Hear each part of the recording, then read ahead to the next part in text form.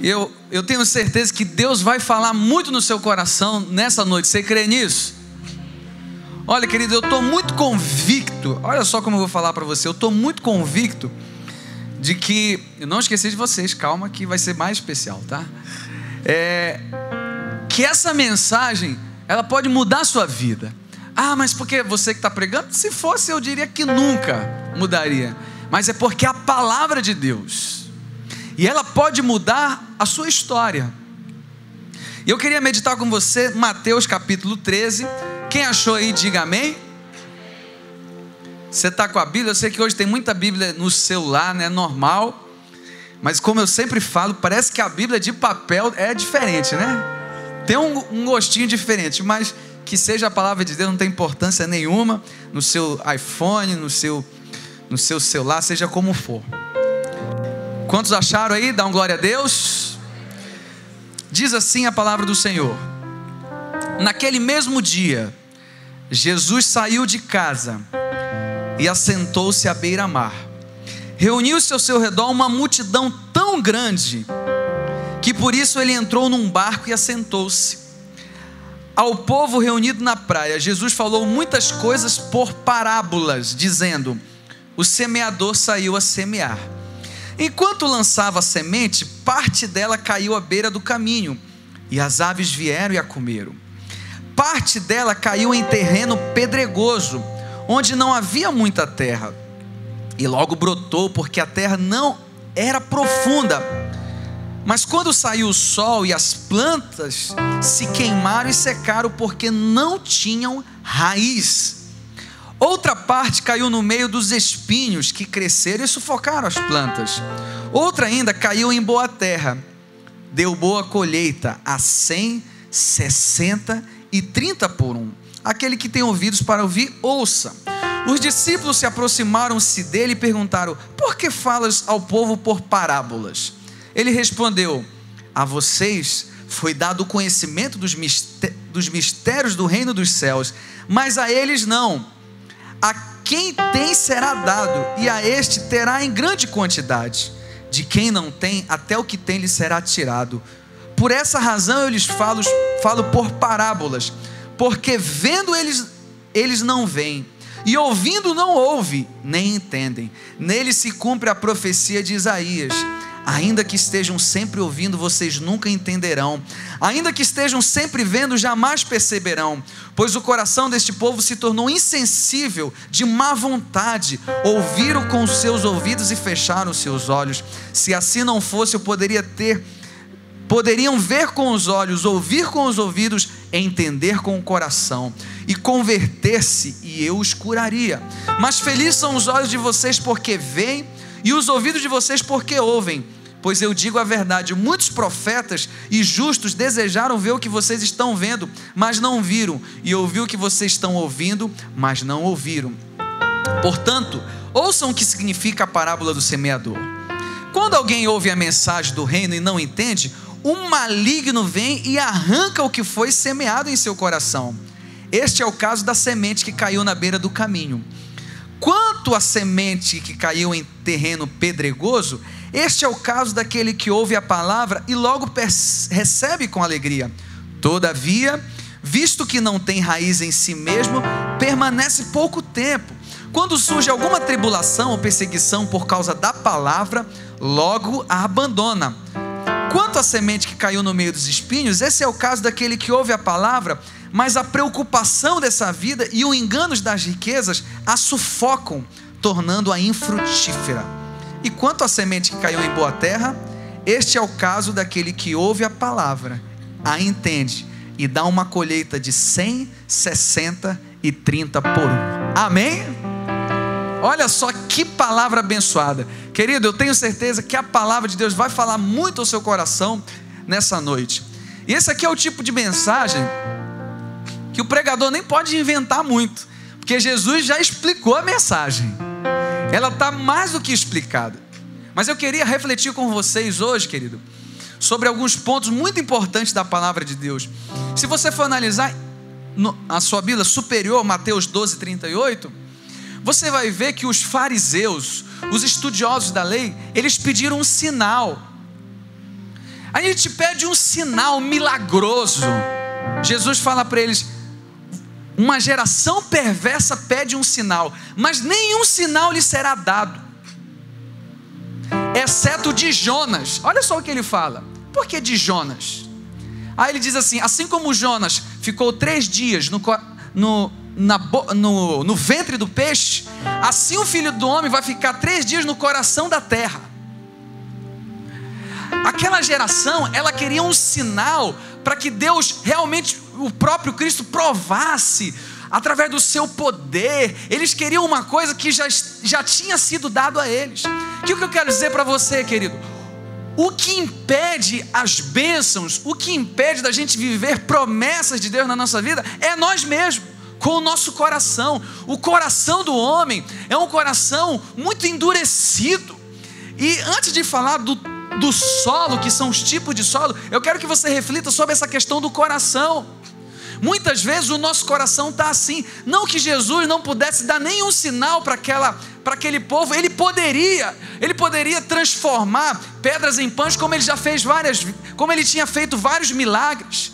Ele poderia ter feito muitas coisas, mas ele disse assim: uma geração está me pedindo um sinal e nenhum sinal lhe será dado. Aí ele começa a dizer: está aqui quem é maior do que Jonas. A rainha de Sabá andou quilômetros para ouvir as sabedorias de Salomão. Está aqui quem é superior a Salomão.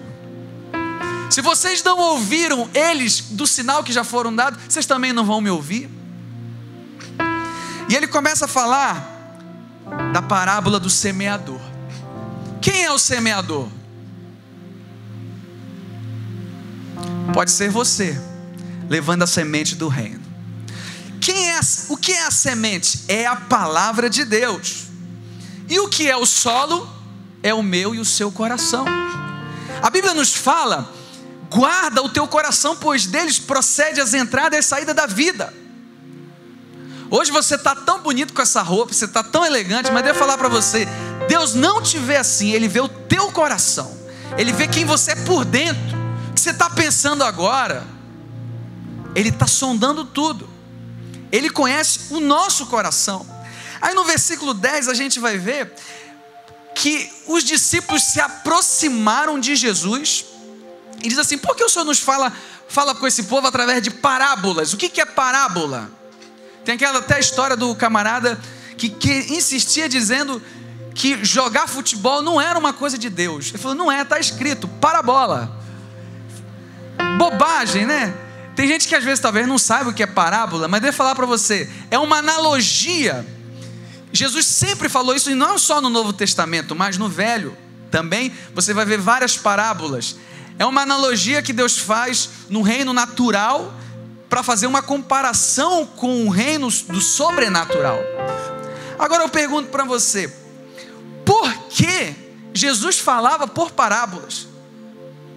Os discípulos também perguntaram isso a ele: por que você fala por parábolas? Será que Jesus tinha interesse que ninguém...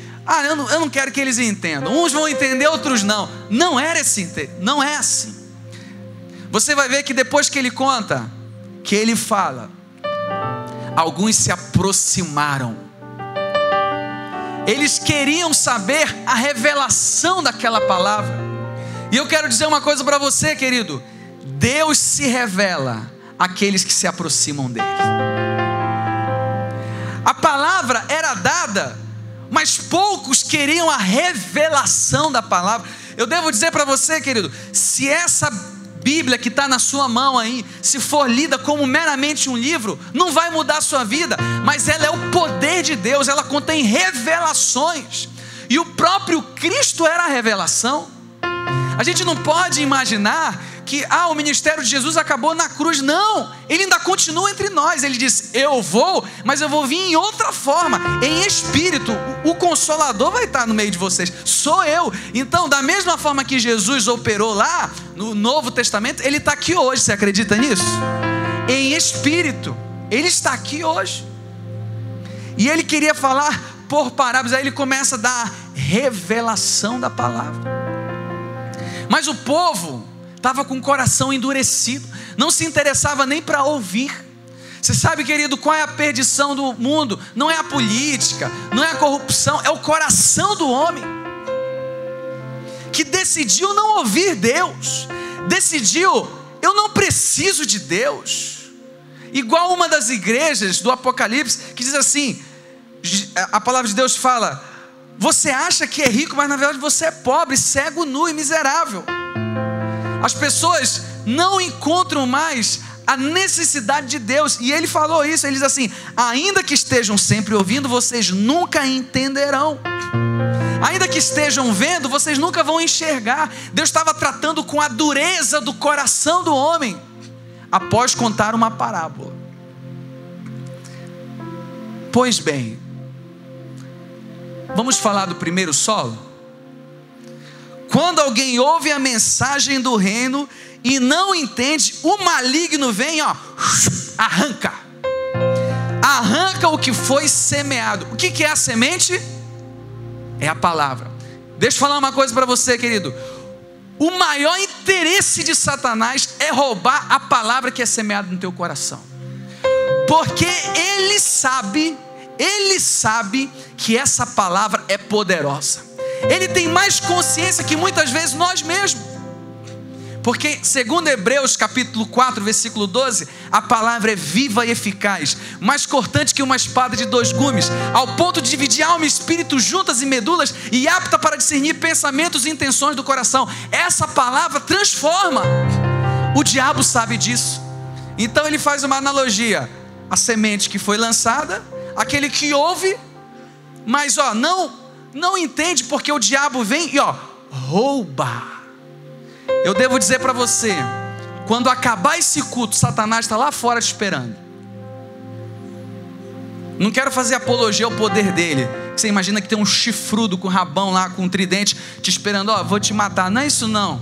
O que eu quero te falar é que ele quer roubar tudo que foi semeado aqui nessa noite. Ele distorce, ele engana. Ele trabalha com uma palavra chamada sofisma. O que é sofisma? Meias verdades. Ele fez isso com o próprio Cristo. Ele fez isso lá no princípio com Eva. Qual era a ordem de Deus? Não podem comer dessa árvore, do fruto dessa árvore. Aí ele chega para Eva e diz assim, é certo que não morrereis, pois ele sabe que no dia que você comer, você vai se tornar conhecedora do bem e do mal. Eu pergunto para você, ele falou alguma mentira? Não, mas era uma meia verdade. O fim dele era destruidor. Satanás faz isso, ele engana, ele ilude. A semente, ela é poderosa. O diabo sabe que se entrar no seu coração, vai ser abençoado. Por isso, querido, que existe uma luta muito grande. Quantos aqui já passaram por situações, vou se arrumar para ir para a igreja, vou para a célula, vou fazer alguma coisa para o reino de Deus. Quantas dificuldades apareceram? Muitas. Talvez para você estar aqui hoje, talvez nesse exato momento tenha alguém te perturbando no WhatsApp aí. Sabe por quê? Para a palavra não semear no teu coração, porque ele é um roubador de sementes.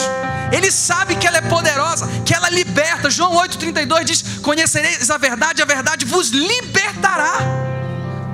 Ela é poderosa para a salvação, livrar o homem do inferno. Domingo aqui o pastor José pregou sobre o inferno, muito bem pregado. João 3,16 diz, porque Deus amou o mundo de tal maneira que deu o seu Filho unigênito, para que todo aquele que nele crê não pereça lá, mas tenha vida eterna com Cristo Jesus. Ele sabe que a semente é poderosa, então ele quer roubar a semente. Você entende, meu irmão? Porque dá muito sono na hora de ler a Bíblia. Você entende? Agora ele quer roubar, ele não tem interesse que essa palavra venha germinar no teu coração. E essa parábola simples de Jesus nos ensina tantas coisas, nos fala tantas coisas do nosso coração. Como o diabo pode roubar uma semente? Num momento como esse, de repente você está ouvindo, o diabo pode soprar no teu ouvido, não é muito bem assim não.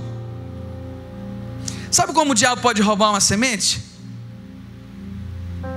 Quando um pastor, um líder que ama você, te aconselha, e você acha que ele está querendo te tolir. Você acha que ele está querendo, está todo mundo me perseguindo agora. O pastor dá um conselho, a sua liderança está amando você, ele quer o seu melhor. Aí às vezes a pessoa acha que é para destruição, e é por amor. Já viu aquela frase hoje que está muito viralizada por aí, e as pessoas de uma certa forma estão maturadas nessa frase? Quem ama aceita tudo. Quem ama aceita. Querido, é muito ao contrário. Quem ama não aceita tudo, porque ama. Quem é pai e mãe aqui? Já entendeu, né? Já entendeu. Papai, quero pular aqui do 5º andar. Pode pular, meu filho. Voa, passarinho. Vai fazer o que ele quer? Muitas vezes você tem recebido uma repreensão do seu pastor, do seu líder, porque te ama. Não vai por esse caminho não, meu filho. Não anda com essas pessoas não. Não entra nesse relacionamento não. Aí o diabo vem e diz assim: não é bem isso não, estão te perseguindo. Rouba a semente, você se dá mal. O diabo é roubador de sementes. Como é que o diabo pode fazer isso? Quando você ouve alguém que não devia. Há uma palavra lançada do altar. Pastor Josué deu uma palavra para a igreja, uma direção, vamos por aqui. Aí você ouve no corredor da igreja, no corredor não sei da onde: olha, eu estou achando que não é muito bem assim. Tirou, roubou a semente. Já foi. Se você der ouvidos, já foi, já era. Meu irmão, isso que eu estou te falando é muito sério. Jesus explicou através dessa parábola. Aqui caiu na beira do caminho, o diabo vem, roubou a semente. Quantos estão entendendo? Diga amém. Vamos para a segunda? É bem prático hoje. Tum. Quanto a semente que caiu em terreno pedregoso? Esse é o caso de que quem ouve e logo recebe com alegria. Que legal, que bênção, fica empolgado. Amém, querido? Tem que ficar empolgado, tem que ficar alegre. Sabe por quê? Porque realmente essa palavra é poderosa, ela nos empolga. Mas é uma pessoa inconstante, não dura no que faz. Já viu aquela pessoa, está na igreja, uma hora não está, vai para cá, uma hora não está, agora eu vou fazer, mas agora eu não faço. Jesus já tinha dito isso. Começa, mas não termina. Mas ele dá a explicação muito simples: não tem raiz. Essa que caiu em solo pedregoso, brotou logo, muito rápido, porque não tinha profundidade. E porque não tinha profundidade, não tinha raiz. Queridos, tudo que nós precisamos hoje é criar raiz em Deus, na palavra de Deus. O Salmo 1 diz: bem-aventurado o homem que não anda segundo o conselho dos ímpios, nem se detém no caminho dos pecadores, nem da roda dos escarnecedores. Antes o seu prazer está onde? Na palavra do Senhor, e ele medita de dia e de noite. Aí ele fala: ele será como árvore plantada junto às correntes das águas, que no devido tempo dá o seu fruto, cujas folhagens não murcham, e tudo o que ele fizer será bem sucedido. Olha para o seu irmão e diga assim: eu estou diante de uma pessoa de sucesso. Pode falar isso para ele. Agora eu devo dizer uma coisa para você: sucesso não é fama, tem gente que confunde. Sucesso é ser bem sucedido. Você quer ter sucesso? Precisa ter raiz. O salmista, quando ele fala dessa árvore, ele se refere ao cedro do Líbano. Deixa eu falar uma coisa para você: essa árvore, ela possui raízes tão profundas que ela não precisa da água da chuva para se alimentar. Os próprios lençóis freáticos alimentam essa árvore. Sabe por quê? Raiz. Raiz, está enraizado. E esse semente que caiu nesse solo não tem raiz. Às vezes é aquele cristão imaturo. Aí ele diz: vem a perseguição por causa da palavra, porque vem o dia mal, vem a dificuldade, vem. Jesus nunca enganou ninguém. Em João 16:33 ele disse: no mundo tereis, mas tem de bom ânimo. As dificuldades, elas vão vir. Romanos 8:14 fala muito sobre a questão de você ser um filho. Os filhos de Deus são guiados pelo Espírito de Deus. Efésios 4:13, abra sua Bíblia que eu quero ler esse texto com você. Você está com a Bíblia aí? Fica a Bíblia aberta, tem uns textos aqui muito legais para você meditar. Efésios 4:13, olha só o que diz: até que todos alcancemos a unidade da fé no conhecimento do Filho de Deus e cheguemos à maturidade, atingindo a medida da plenitude de Cristo. O propósito é que não sejamos mais como crianças, levados de um lado para o outro pelas ondas, nem jogados para cá e para lá por todo o vento de doutrina, e pela astúcia e esperteza de homens que induzem ao erro. Sabe quem é esse aqui? É o solo pedregoso. Ele não tem raiz. Aí se alguém diz assim, o fogo está aqui, ele vem para cá. Agora não, agora está aqui. Ah, é aqui, então vamos para cá. Qual é a moda agora? A moda é essa. Ele é levado por qualquer vento de doutrina. Querido, nós precisamos ter raiz em Deus. O que caiu em solo pedregoso, ele não entende que as tribulações elas vêm, mas elas não vêm para te destruir, elas vêm para te preparar. Você recebe isso na sua vida? As dificuldades que estão vindo para você não é para destruir. Então, como ele não tem maturidade, ele desiste. E o fracasso não está no erro, está na desistência. Já dizia Mário Sérgio Cortella. E é isso mesmo. Quando você entrega os pontos, não vai mais acontecer, não vai mais rolar, não possui raiz. Tiago 1,3. Olha só o que esse texto nos diz. Tiago capítulo 1, versículo 3. Diz assim: pois vocês sabem que a prova da sua fé produz perseverança, e a perseverança deve ter ação completa, a fim de que vocês sejam o quê? Maduros e íntegros, sem que falta a vocês coisa alguma. Ou seja, a tribulação vem para te preparar, para te adestrar. Eu nunca vi alguém que vence com facilidades, que cresça na vida. Foi tudo fácil, as dificuldades te fizeram crescer. E na vida cristã também é assim, querido. As tribulações, elas são para nos preparar para algo maior. E você não pode achar que isso é para te destruir. Mas eu entrei, eu me converti, agora eu passo tanta dificuldade. Querido, passa sim, mas a Bíblia já nos diz que em todas essas coisas nós já somos mais do que vencedores. Nós já somos mais que vencedores. Assim será na sua vida. Você precisa entender, querido. Eu falei isso sábado numa imersão que eu fiz aqui com o Ministério de Louvor e com o pessoal de arte. A nossa vida tem etapas. Às vezes você acha, as promessas de Deus não estão acontecendo na minha vida. É uma etapa, é uma fase. E às vezes você aborta o melhor de Deus. Naquele momento Deus estava te preparando para uma bênção. Aí você disse, não, Deus me esqueceu. Davi foi ungido rei, mas Saul tentou matar ele 6 vezes. Davi foi ungido rei, mas teve que fugir de Saul, porque ele queria matar. Davi foi ungido rei, mas ele se fingiu de maluco, babou na barba dele todinha, ó, na barba lá dele, se fingindo de louco. Um povo morreu por causa de Davi. Se o solo dele fosse pedregoso, ele dizia, cadê Deus? Cadê o óleo que desceu sobre a minha cabeça lá através do profeta Samuel? Deus não está comigo, eu vou desistir, pode me matar. Mas ele entendeu que aquilo era uma fase. José teve um sonho. Você tem sonhos, você tem promessas de Deus na sua vida.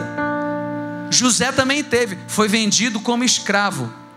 Na verdade, foi jogado na cisterna para ser morto.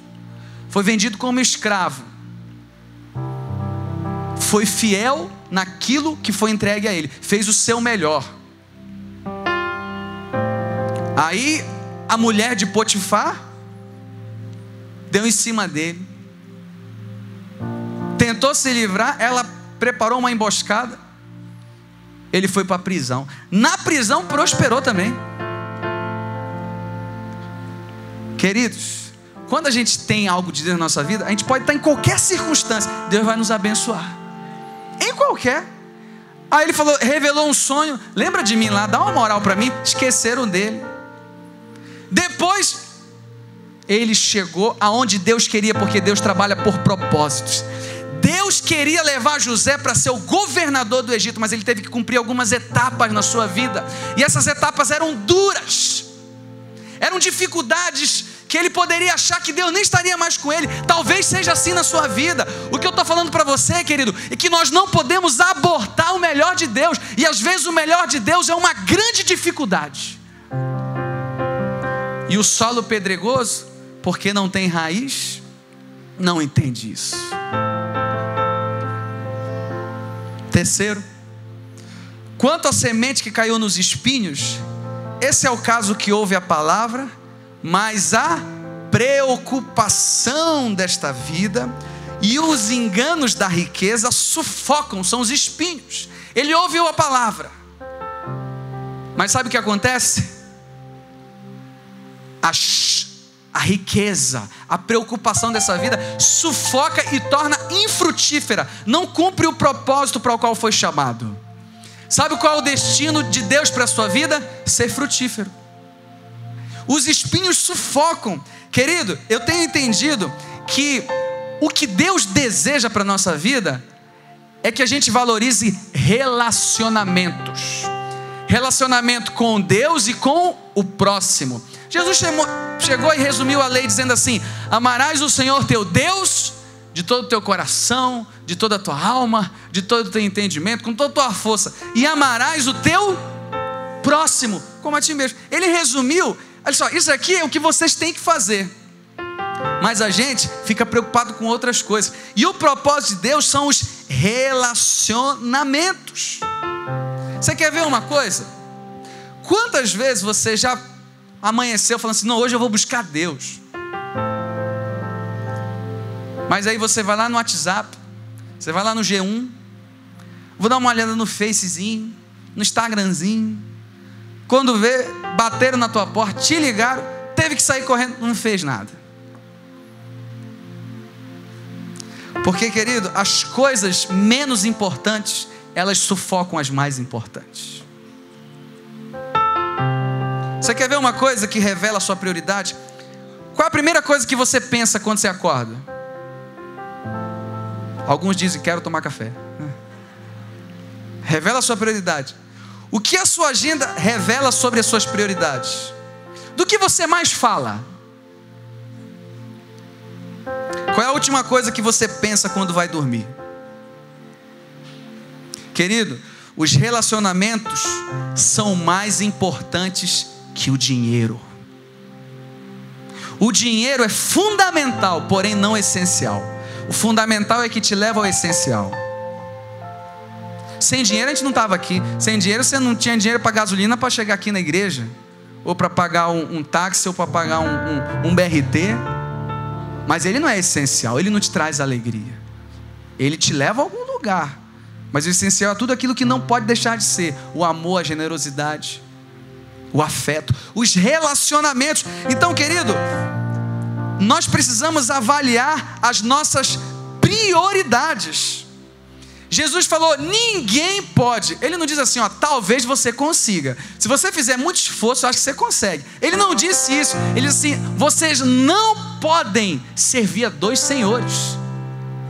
Vocês não vão conseguir, porque um há de sobrepor sobre o outro. Ele diz: ninguém pode servir a Deus e as riquezas. Sabe o que ele está dizendo aqui? Que valores concorrentes não podem coexistir. Você pode dizer o que você achar. Ah, não, mas se eu fizer um esforço, olha, eu vou trabalhar muito, e quando eu estiver bem rico, eu vou me dedicar para Deus. Você não é assim. Eu não estou dizendo que você não tem que trabalhar. Tem que trabalhar, tem que fazer o seu melhor, sim. Mas o que ele está dizendo aqui é que nós não podemos servir a dois senhores. Os relacionamentos com Deus e com as pessoas são mais importantes que isso. Vamos ler Mateus 6? Abra sua Bíblia aí. Aí tem tudo a ver com a música que o Lucas cantou aqui, e tudo que ele falou aqui, ó, já foi combinado no Espírito. No Espírito. Mateus 6, 24. Olha só o que diz: ninguém pode servir a dois senhores, pois odiará um e amará o outro, ou se dedicará a um e desprezará o outro. Vocês não podem servir a Deus e ao dinheiro. Portanto eu digo: não se preocupem com sua própria vida, quanto ao que comer ou beber, nem com o seu próprio corpo quanto ao que vestir. Não é a vida mais importante que a comida? E o corpo mais importante que a roupa? Observe as aves do céu, não semeiam nem colhem, nem armazenam em celeiros, contudo o Pai Celestial as alimenta. Não tem vocês muito mais valor do que elas? Quem de vocês, por mais que se preocupe, pode acrescentar uma hora que seja a sua vida? Por que vocês se preocupam com roupas? Vejam como crescem os lírios dos campos. Eles não trabalham nem tecem. Contudo eu digo que nem Salomão em todo o seu esplendor vestiu-se como um deles.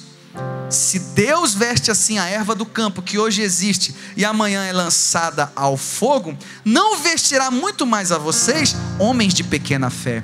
Portanto, não se preocupe dizendo: que vamos comer, ou que vamos beber, ou que vamos vestir, pois os pagãos é que correm atrás dessas coisas, mas o Pai Celestial sabe que vocês precisam delas. Busquem, pois, em primeiro lugar o reino de Deus e a sua justiça, e todas as coisas vos serão acrescentadas. Amém? Sabe o que ele nos está dizendo aqui? Que aquela semente que foi lançada no terreno, naquela terra, os espinhos a sufocam, porque a preocupação dessa vida tomam conta. Você entende, meu irmão? E eu quero dizer para você, querido, que quando a gente confia em Deus, a gente valoriza mais o relacionamento com Ele. Porque Ele diz assim: homens de pequena fé, vocês não estão acreditando que eu posso ser a provisão de vocês. E por vocês não acreditarem, vocês têm que trabalhar muito. Vocês têm que dar o foco maior da vida de vocês em outro lugar. E quando você dá o foco maior em outro lugar, esse outro lugar e essa outra coisa sufoca a sua maior prioridade, que é buscar a Deus. Você entende? É o que ele está querendo dizer. Muitas vezes nós não temos fé para confiar em Deus, que Ele pode suprir as nossas necessidades, e em função disso, o nosso foco, o nosso maior alvo da nossa vida, não é servir a Deus, é buscar as riquezas desse mundo. O maior alvo da nossa vida, é correr atrás de tudo, e no final dizer: olha, se sobrar um tempo, eu dou esse tempo para Deus. Querido, os relacionamentos, tanto com Deus quanto as pessoas, valem mais do que qualquer tarefa nossa.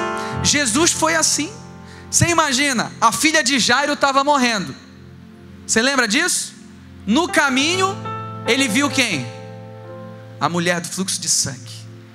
E ele deu a oportunidade a ela, dela manifestar sua fé tocando na orla do seu manto. Você já estava atarefado com uma coisa, apareceu alguém: não tenho tempo para você, preciso cumprir a minha tarefa. Jesus estava dizendo: os relacionamentos valem mais do que as tarefas. Os relacionamentos valem mais do que o dinheiro. Quando os discípulos disseram para Jesus, para os pais das crianças: não, Jesus não tem tempo para ficar com as crianças. Jesus disse: epa, deixai vir a mim os pequeninos, pois deles é o reino dos céus. Eles valem mais, eles são mais importantes. Jesus estava pregando no meio da multidão, já era tarde, todo mundo com fome. Aí os discípulos, obviamente, disseram assim: despede a multidão, já está tarde, o presunique está fechado uma hora dessa, não tem comida para dar para eles. Jesus fala e diz assim: deem vocês de comer, porque a prioridade dele eram as pessoas. Você entende isso? Você entende que valores concorrentes, um vai subjugar o outro? E Deus está nos dizendo: você precisa valorizar relacionamento. Relacionamento primeiro com Deus e depois com as pessoas. Quantos estão entendendo? Diga amém.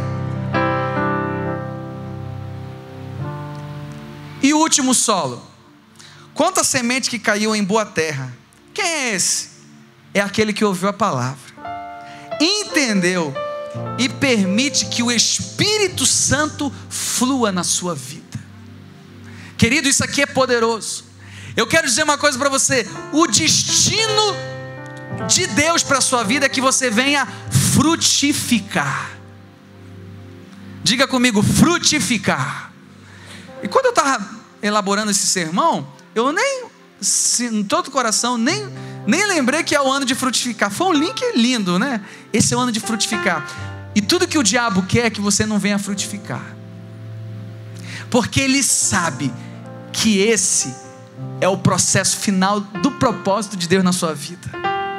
Eu quero declarar que isso aqui é para quem crê em fé, que esse ano você vai frutificar na família, no ministério, nos negócios, por onde você passar vai ver, essa semente vai dar muitos frutos, essa árvore vai ser linda. E as pessoas vão dizer assim: o que aconteceu com essa árvore? Aí você vai responder: só Deus poderia ter feito isso. Essa é a semente que caiu em boa terra. Ela entendeu, e quando fala que entendeu, é aquele que se deixou ser usado pelo Espírito Santo de Deus. Querido, se permita. No livro de Efésios 5, você pode anotar, do 17, 18, ele fala assim: cuidado com a forma que vocês estão andando, que vocês estão procedendo na sua vida. Sabe o que ele fala? Não vos embriagueis com vinho, mas enchei-vos do Espírito. Ele diz assim: se permita ser cheio do Espírito, se permita viver a plenitude de Deus. Aí o que vai acontecer com a sua vida? Com essa semente que caiu em boa terra, ela vai produzir a 30, 60 e 100 por um. Porque caiu em boa terra, frutificou a ação do Espírito Santo. Aí eu vou lembrar que o que diz no Novo Testamento, diz: uns Paulo prega, Apolo rega, mas quem dá o crescimento? O Senhor. Quem vai dar o crescimento, quem vai fazer você frutificar é a ação do Espírito Santo na sua vida. E querido, você conhece a árvore através do quê? Através do quê? Lucas 6, 43 a 45 está escrito: você conhece a árvore pelos frutos.